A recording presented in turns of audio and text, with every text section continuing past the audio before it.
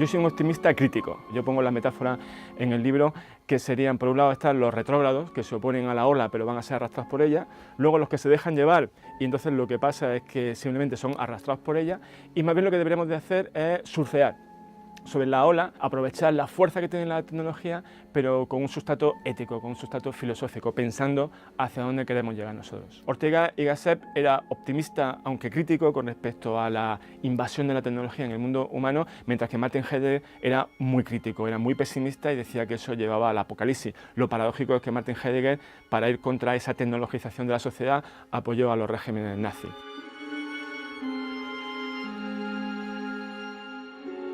Nick Bostrom, un filósofo de la Universidad de Oxford, ha hecho un contrato para criogenizar su cerebro para que una vez esté muerto consigan transformar o consigan traspasar su software mental de ese cerebro que está muerto hacia un ordenador, hacia una máquina, con lo cual conseguiría cierto tipo de inmortalidad tecnológica. Fíjate, a mí me gustaría transformarme en un robot, en cierto sentido, y es decir, conseguir algún tipo de virtualidad tecnológica e introducirlo dentro de nosotros mismos.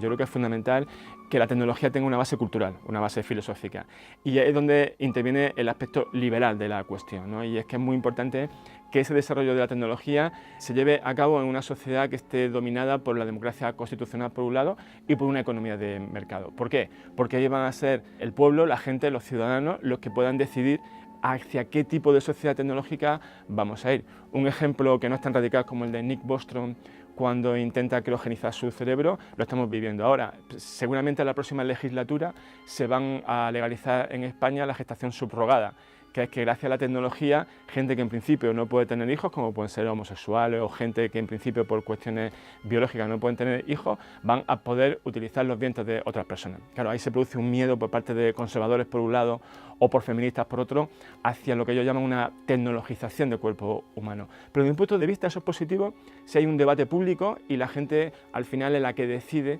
desde la base que quieren tomar esas decisiones con sus vidas.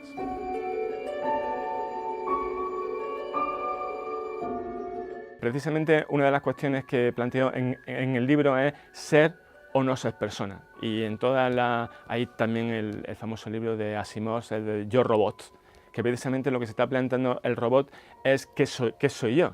Tú fíjate, Nuria, que ahora cuando te metes en muchas páginas te preguntan si eres un robot. Y tú tienes que demostrar que no eres un robot. ¿Qué es lo que está por detrás de eso? La cuestión no es tanto si eres un robot o no, sino si eres una persona o no. Eso ya nos advirtió Alan Turing sobre los años 30, que iba a llegar un momento en que ya la distinción entre robot y ser humano no iba a ser tan relevante, sino la cuestión de qué es una persona. Yo, por ejemplo, soy animalista en cierto sentido. Yo que soy un fan de la tauromaquia, pero estoy en contra de la investigación científica con primates porque considero que los chimpancés son animales superiores que son susceptibles incluso de tener una cultura bastante compleja y de aprender un rudimento de lenguaje como el lenguaje de signos. Entonces, en ese aspecto, llegará un momento en que no nos tengamos que plantear la humanidad de los primates, sino la humanidad de los robots.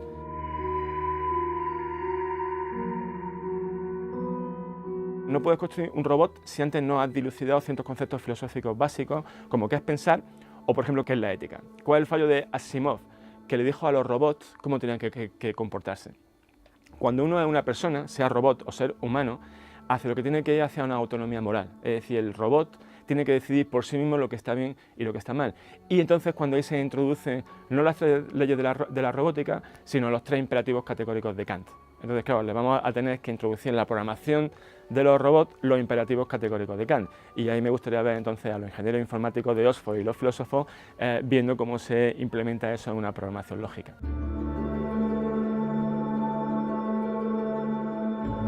El aspecto de los sentimientos va a ser muy importante y eso ha sido un poco uno de los sesgos de la filosofía occidental, que ha sido siempre muy intelectual, ha sido siempre muy racionalista.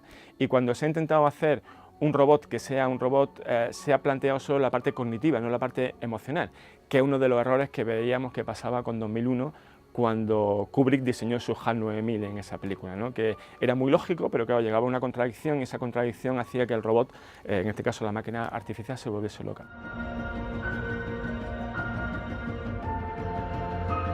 Que como sabrán la quería hacer Kubrick, pero precisamente a él le faltaba, él tenía esa sensación de que le faltaba el aspecto emocional.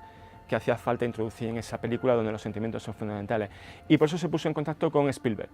Yo defiendo que, aparte de que Spielberg era alguien que hace un cine muy emocional, que quizás la parte que le faltaba a Kubrick, los dos eran judíos. Entonces, una de las cuestiones que se plantea con la cuestión del robot o de los animales es la cuestión del otro. Por ejemplo, el alegato de Shakespeare en El Mercader de Venecia, cuando Shylock defiende que él también sangra como sangran los humanos.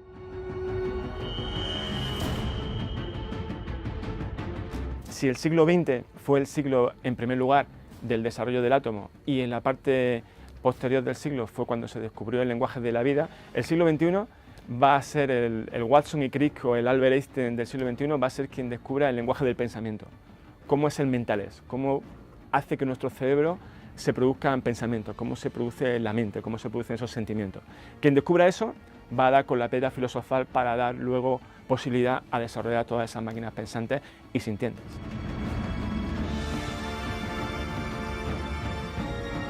El lenguaje humano, que muchas veces se ha vendido que es como una forma de transmitir pensamientos, pero la mayor parte de las veces lo usamos para ocultar nuestros pensamientos y para ocultar nuestros sentimientos. Entonces, cuando se desarrolla una tecnología como la de la telepatía, es una cuestión que habría que plantearse. Cuando estemos todos esos conectados y sepamos realmente lo que les pasa a los demás, ¿queremos realmente estar en un mundo tan interconectado?